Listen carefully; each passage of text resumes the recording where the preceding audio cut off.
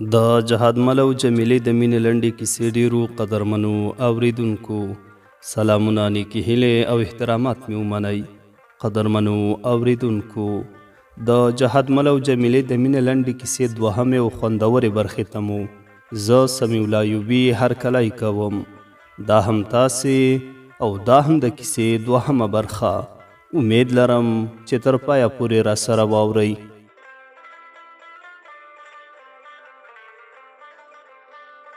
زړه مې غټ کړ، ځان سره مې وویل جهادمله دغه د وخت ده، که نه هم دا فرصت به هم له لاسه ورکړي. بیا مې زنګ وکړ، ټلیفون یې پورته کړ، خو هیڅ غږ یې نه کاوه. د هغې چوپتیا مې زړه نور هم ورخطا کړ. په نیم ماته او نازک غږ مې وویل سلام علیکم. له هغې خوا هیڅ ځواب رانغی. زه هم چوپ شوم. د زړه درزا مې په غوږونو کې انګازې کولې. وخت لکه د خرابو ساعتونو په څیر ودرېده. ناڅاپه مې زړورتیا راټوله کړه او غږ مې وکړ. جمیلې ته یې له هغې خوا زر ځواب راغی. د هغې د غږ نرمو څپو مې زړه ولړزاوه. هو زه یمه، ته څوک یې چې زنګ دې راکړی دی؟ ما په نازک او خماري غږ ځواب ورکړ، جهادمل یم. هغې راته وویل کوم جهادمل؟ زه خو دې نه پیژنم. ما په مسکا غږ وکړ، هغه د مجبور آباد د لیسې لومړی غوره شاګرد. جمیلې وویل ښه، ته ښه یې؟ ما ورته وویل هو ښه یمه. جمیلې ته څنګه یې؟ هغې ویل زه هم شکر ښه یمه، ته څنګه یې؟ ما ورته وویل زه هم ښه یمه، ژوند دی تیریږي. جمیلې وویل رب دې در باندې ښه تیر کړي. ما ورته وویل امین تا سره. ما ورته وویل ښه چېرته آمدګي نیسئ؟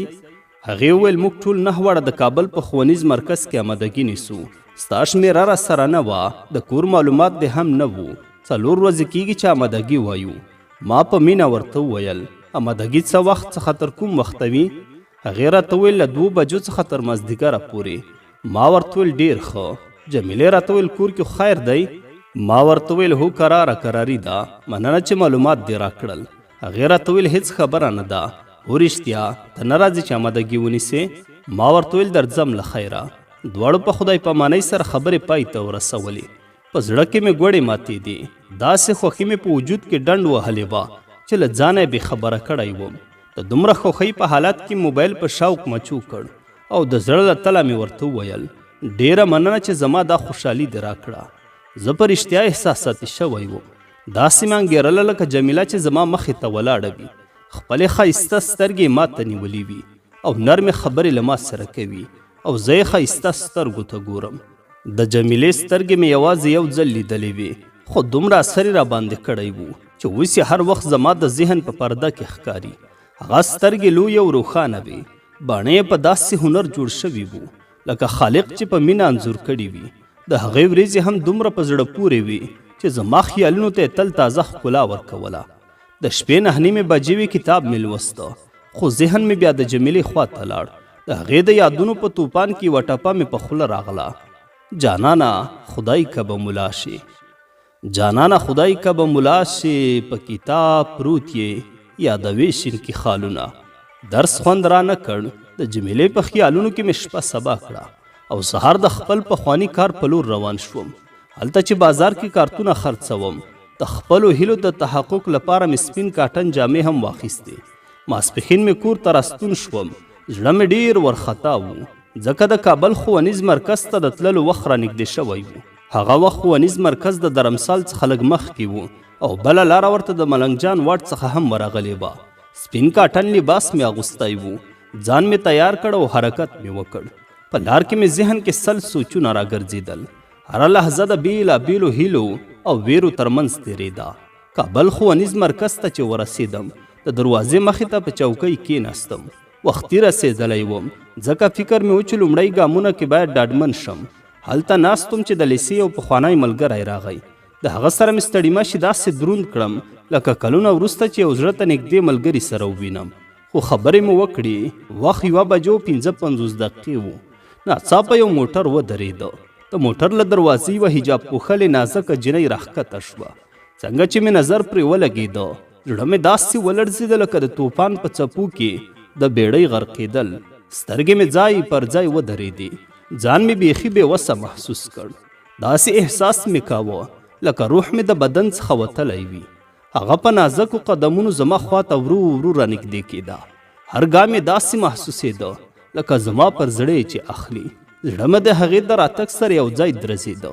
کله چې په مستقیم ډول زما مخې ته ودرېده، د هغې نرم خواږه غږ مې د غوږونو پردې ته ورسېد. سلام جهادمله. سلام نه و، سم توپان و.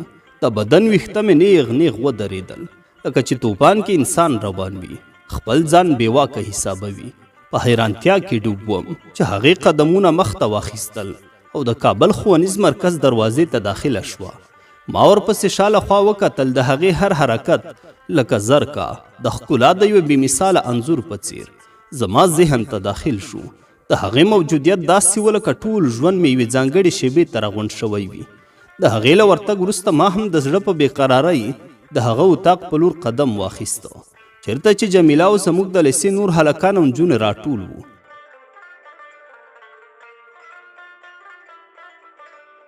د کابل ښوونیز مرکز له مدیر سره مې خبرې وکړې او ټوله داخله مې ورکړه، هر څه ته چې اړتیا وه. اتاق ته چې داخل شوم، استاد سلیم باوري د درس په ورکولو بوخت و. د استاد باوري یاد مې له مجبور آباد لیسې څخه و، چیرې چې هغه زموږ لپاره د یوې لنډې مودې لپاره راغلی و.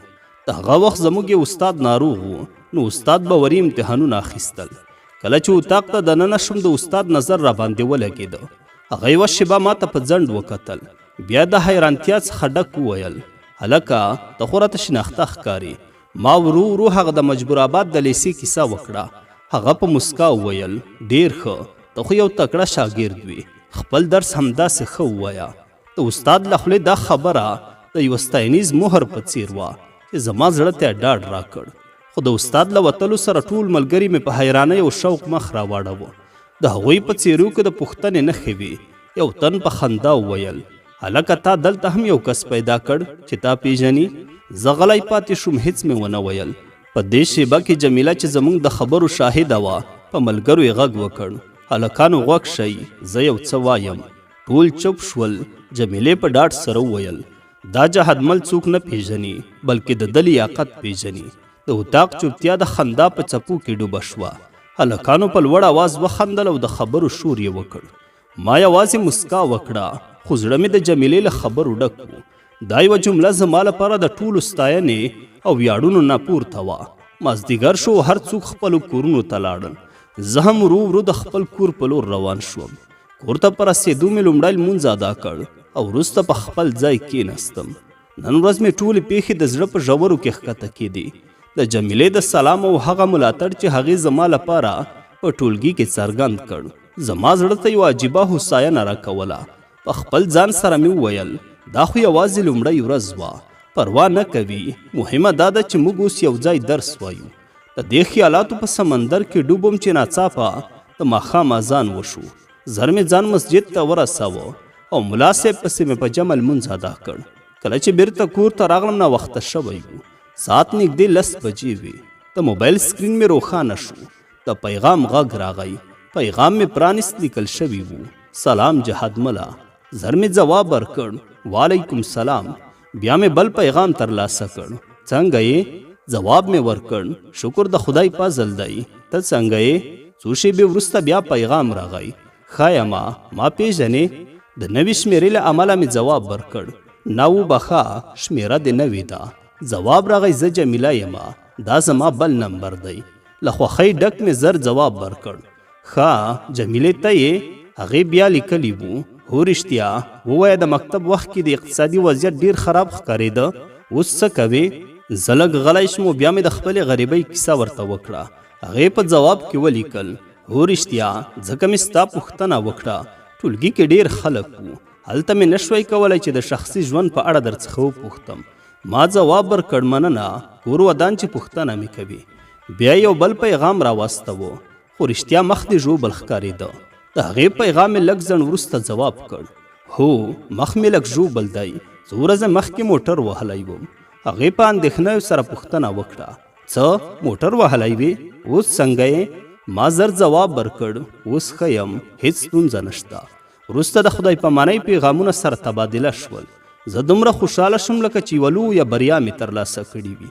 په جامو کې له خوښۍ نه ځایېدم. په همدې خوشحالۍ کې خوب زور وکړ. سترګې مې ورو ورو پټې شوې. او د خوب نړۍ ته په سفر لاړم. سبا وختي له خوبه راپاڅېدم، د سهار لمونځ مې وکړ او د خپل ورځني کار په لور روان شوم. د ورځې کار مې د تیر په څیر و. چوکې تلاشۍ کې مې کارتونه خرڅول، تر مخابراتو چوک به هم تللم. کاکا کارت نه اخلي؟ یو شمېر خلکو به اخیستل، خو ځینې بیا دومره بې پروا وو چې حتی ځواب به یې نه راکاوه. د ورځې مې څه کم تر 2 بجو پورې کار وکړ او د درس ځای ته روان شوم. د ځان سره مې له سهار څخه کتابونه اخیستي وو. هر چا به ویل کتابونه وګوره، کارت خرڅول وګوره، خو ما هیڅ غږ نه کولو. ما یوازې خپل کار ته دوام ورکاوه. د درس ځای ته د تل په څیر په 1:40 دقیقې وې چې ورسېدم. په چوپتیا کې ناست وم، خو فکرونه مې بل ځای کې وو.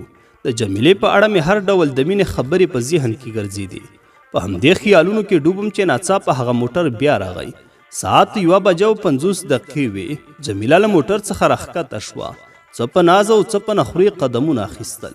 ورو ورو روانه وه، لکه چې هر ګام یې یوه کیسه کوي. د هغې لوړ قد او نازک حرکات په رښتیا د ښایست د یوې ښاپیرۍ په څیر وو. موټر لاړ او جمیله زما مخې ته راغله. په نرم او مهربانه لهجه یې وویل سلام جهادمله. ما هم وعلیکم سلام وویل.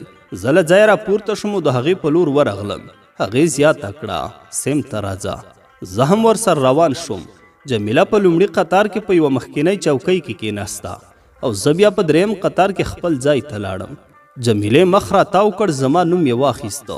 جهادمله وخت کم دی، د ژوند کیسه دې راته وکړه. بېګا دې په پیغام کې لږ څه وویل، خو زه نور پوهېدل غواړم.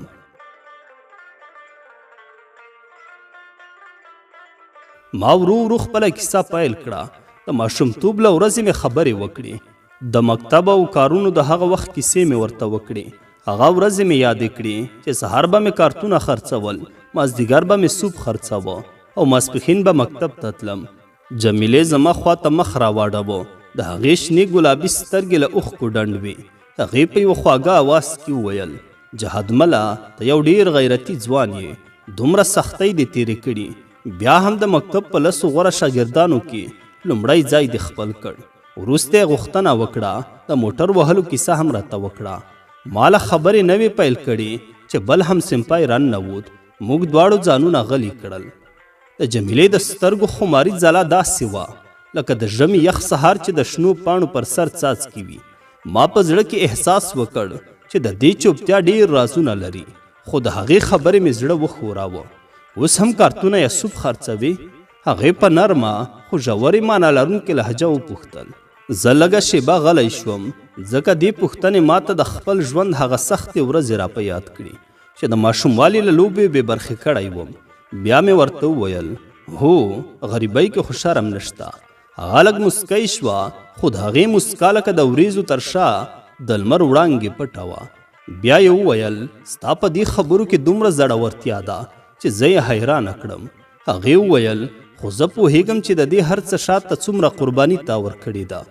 ما غوښتل د هغې خبرو ته ځواب ورکړم، خو د هغې سترګې ما ته د ځواب ویلو اجازه نه راکوله.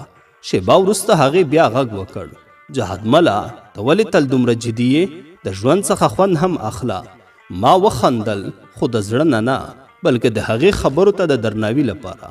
ښکلا زما لپاره ښکلا هغه ورځ ده چې زه د خپل پلار ارمان پوره کړم.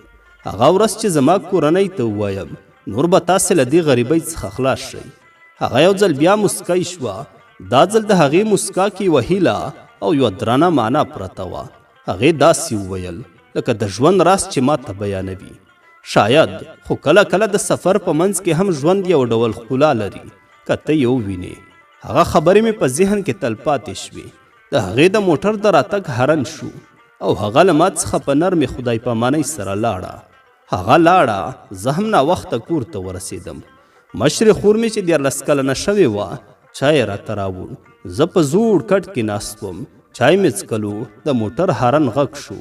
دروازه مې بیرته کړه. د موټر شیشې تورې وې او له موټر څخه اصغر خان کاکا راکوز شو. راته ویې ویل جهادمل بچیا اوس څنګه یې؟ ما هم ورته وویل کاکا جانه د خدای فضل دی ښه یم، راځه کاکا چای را سره وڅښه. ما هم چای څکلو. په رښتیا زرخان کاکا راغی، په هغه زوړ شکېدلي کټ کې را سره کېناسته. خبرې مو سره کولې. بیا یې وپوښتل کار ته ځې که نه؟ ما ورته ویل هو کاکا، زم الحمدلله ډیر ښه یم. هغه په خندا شو راته وویل ما سره کار کوي؟ زه حیران شوم، نه پوهېدم چې څه ورته ووایم. هغه زما پخوانۍ خبره یاده کړه چې ما ورته ویلي وو خپل خر له خټې باسم. کاکا راته وویل خټو ته به درته لوی میدان پیدا کړم. بیا یې وویل هغه د لوی میدان وخت راغلی.